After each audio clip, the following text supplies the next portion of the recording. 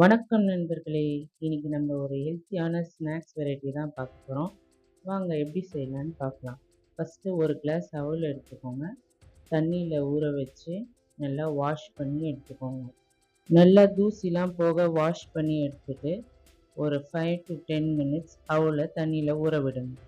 தண்ணீல ஊறுனோனே அவல ஒரு வடிதட்டில நல்லா வடிகட்டி வச்சுக்கோங்க.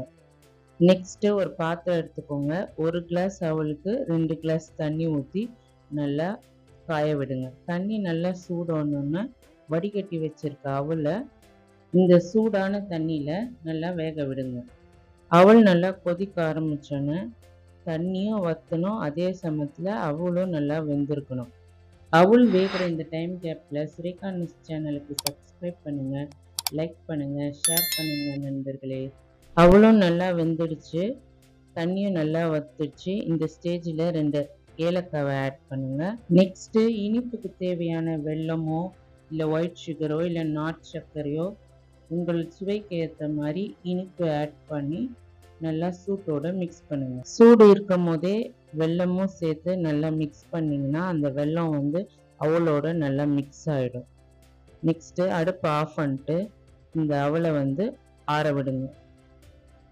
அவல் நல்லா ஆறிட்ட பிறகு தேங்காவை துருவி வச்சு அதையும் ஆட் பண்ணி நல்லா மிக்ஸ் பண்ணிடுங்க. அவலும் தேங்காவும் நல்லா மிக்ஸ் பண்ணோன்னே இட்லி பாத்திரத்தில் தண்ணி ஊற்றி தண்ணியை சூடு பண்ணோன்னே ஒரு தட்டு போட்டு நல்லா கையில் நெய் தடவிட்டு கொழுக்கட்டை மாதிரி பிடிச்சி அந்த இட்லி தட்டில் வைக்கணும். இந்த கொழுக்கட்டை ஒரு 5 மினிட்ஸ் இட்லி தட்டில் ஆவி கட்டினா போதும். இந்த சுகரும் இல்லை இந்த வெல்லம், ஏலக்காய், தேங்காய் எல்லாம் அவலோட மிக்ஸ் ஆகிறதுக்கு தான் இந்த ஆவி கட்டுறோம். பிகாஸ் அவல் ஏற்கனவே வெந்துடுச்சு, வேக வைக்கணும்னு அவசியம் இல்லை.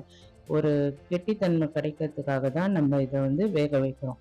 வேக வச்சு ஆறி சாப்பிட்டா தான் இந்த கொழுக்கட்டை நல்லாயிருக்கும். நீங்களும் வீட்டில் ட்ரை பண்ணி பாருங்கள். எப்படி இருந்ததுன்னு கமெண்ட் பண்ணுங்கள். நன்றி நண்பர்களே.